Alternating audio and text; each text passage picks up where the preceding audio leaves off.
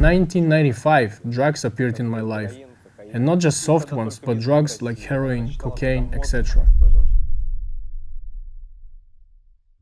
Shalom Aleichem from Israel. We are still doing our series of testimonies, and today we're visiting our pastor, our leading pastor of Rishon LeZion Church of our congregation living in Israel, Benjamin Sadovsky. Check it out. Shalom from Israel, I'm Benjamin Sadovsky, pastor of the Church of Living Israel in Rishon LeZion. I'd like to tell you how God has changed my life through living Israel. I'm 56 years old, married, I have 3 children. All this is a testimony to the glory of God. I was born in Yaroslavl, Russia. There were 2 of us in the family, me and my younger brother. We finished school. I played sports all my life, served in the army, studied at the military school. But at some point, my life changed significantly. When the Soviet Union collapsed, many people went abroad to find themselves, and so did we, me and my brother. We first went to Germany and then to other countries. My life started to change, but in a bad way. First, I was imprisoned in Germany, then in Switzerland. I don't want to talk much about prisons, but I have visited 5 of them in different countries, in Europe and in Russia. We lived a life of crime. All the gambling spots in the city of Yaroslavl, those who worked in the markets in the city center, they all worked with us. They gave us 80% of what they were making. In 1995, drugs appeared in my life, and not just soft ones, but drugs like heroin, cocaine, etc. They had just appeared in Russia. It was considered fashionable, and they were very expensive. In the end, I didn't realize how I became a drug addict. 10 years of hard drugs. I didn't know what to do, and the same thing happened to my brother. We took them together for 10 years. In 1998, we flew to Israel. We tried to escape from something, to go somewhere where nobody knows you, to forget and to stop. We were tired of drugs. On the outside, my brother and I did not look like addicts. We had expensive cars, apartments, money. But inside, we were empty. We didn't want to get up in the morning. Before we moved, we stayed at the hospital, as always, just to be clean. To be clean, but not free. We arrived at the kibbutz, where there were many young people, many happy people, and a beautiful sea. After 3 days, I called my friends and parents at home and told them that this was not a country, but a paradise. But after 1 month, paradise ended. We were asked to leave the kibbutz because we started using drugs again. We went to Tel Aviv. Tel Aviv is a big, beautiful city. We had money and rented an apartment in the most expensive neighborhood. It was important for us to be near the sea, but soon drugs overshadowed everything again. During the year we were in Israel, a lot of things changed. I saw the bottom of this life, South Tel Aviv, where drugs are sold among tall skyscrapers, where many young people die from drugs. And I realized that it could happen to us, because everyone who was with us came to Israel to start a different life, but drugs killed them at such a young age. And after a year we flew back to Russia, and I said that I would never ever come back to Israel. But God had His own plan for me.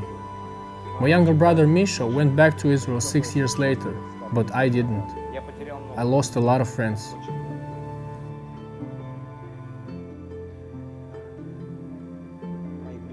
A lot of people close to me were shot. I realized that the same would happen to me soon, but I still didn't want to leave. I thought everything would be okay. When my younger brother went to Israel again,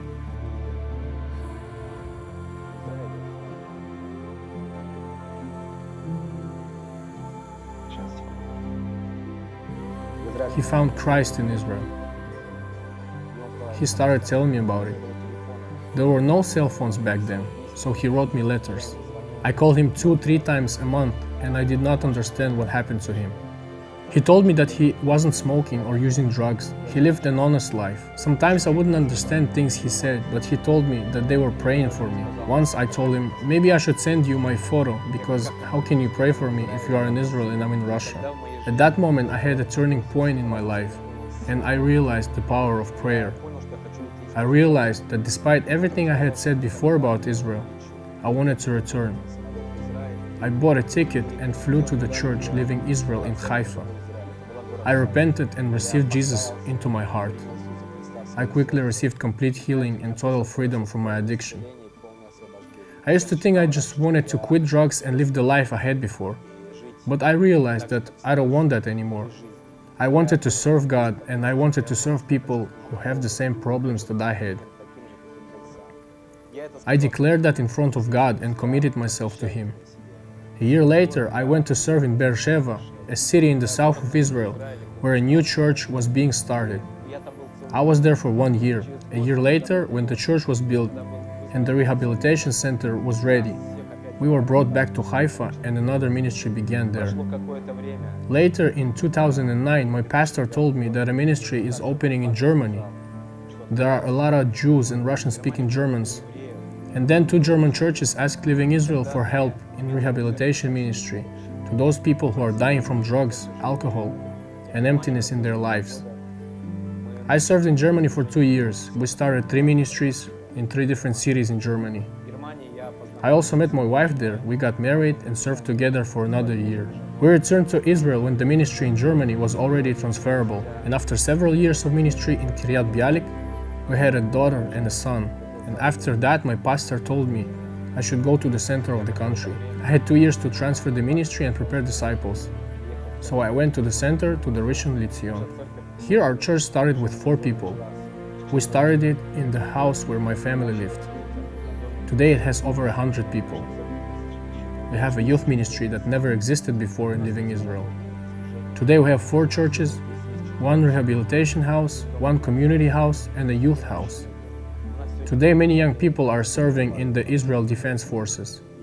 It is also a testimony to the glory of God that God has given us a ministry not only for drug addicts, but also for Holocaust survivors, new immigrants, single mothers, families in need.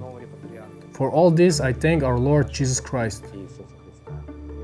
One day we were walking through the streets of Tel Aviv and we met a young man who said the following words. You know, during the day when it's light, many believers come here and I want to thank them because someone brings food, someone prays for people, someone helps, but when evening comes, there is no one here. And I understand what he says because even during the day not a lot of people want to come because this is the most crime-ridden area. It's this piece of land where people are dying from drugs and no one goes in there. And then I remembered Isaiah 41:17, when the poor and needy seek water, and there is none, and their tongue is parched with thirst, I, the Lord, will answer them. I, the God of Israel, will not forsake them. This young man said that no one would give him even a glass of water in the evening. And then the church received a revelation through this word, that the cafe would be open in the evening when no one is there.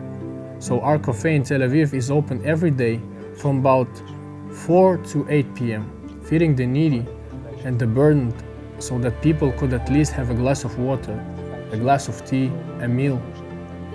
Thousands of people have come through this cafe, many of whom have become members of the Living Israel.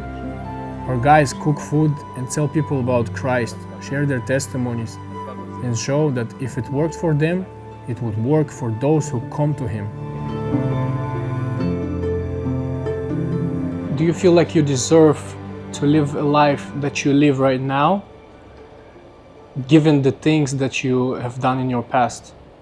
I definitely do not deserve to live the life I'm living because, as I said, when I came back home to my motherland, almost none of my friends were alive. Today I'm a happy man. It's God's grace to me. I'm married. I love my wife. I have 3 kids. They are amazing. When you first see a man on the street dying and then you see his life changed, that's what gives you joy, and you realize it's not your work, it's Jesus' work. Today you see young guys who already gave up and don't know what to do next, and then you see, wow, they blossom. And why is it so important to support our ministry? What do you think from your own experience? I will speak for myself. Living Israel is important to me, not only because I was born here spiritually. Today it is the fastest growing church in Israel. Why? Because we went into the streets and started helping people that no one else will help. Once we've got a message from Matthew 10, but go rather to the lost sheep of the house of Israel, heal the sick, cleanse the lepers. Freely you have received, freely give. In 2005, we got a call from a woman. She's a lawyer in Haifa. She has a good family. They had a single daughter, which started to use drugs. So she called us and asked us to pray for her daughter. The next time she called, she said that her daughter is gone. She died of a heroin overdose. And then our pastor said, I don't agree. I don't agree to accept that these young people are dying on the streets from drugs. And we started to pray, to cook meals, to donate financially so these people could come and get recovery. And that's why I'm grateful to the Church of Living Israel, that they didn't stop. And those who now have families, they didn't say, that's enough, I'm married, don't touch me.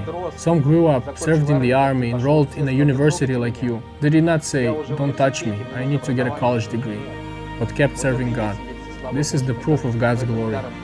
We received it freely and we want to give it back freely. I'd like to thank people who are praying for us and supporting us. We are sowing together, we are watering together, and together we are seeing these fruits that God is providing, changing these people who used to be nothing, who used to be dying. We are one, we are like a bridge between our countries. We can pray for each other, we can bless each other, and together we can see the fruits that are growing here in Israel. So I want to say a big thank you to everyone who supports us today and prays for us. Join our good family, Living Israel.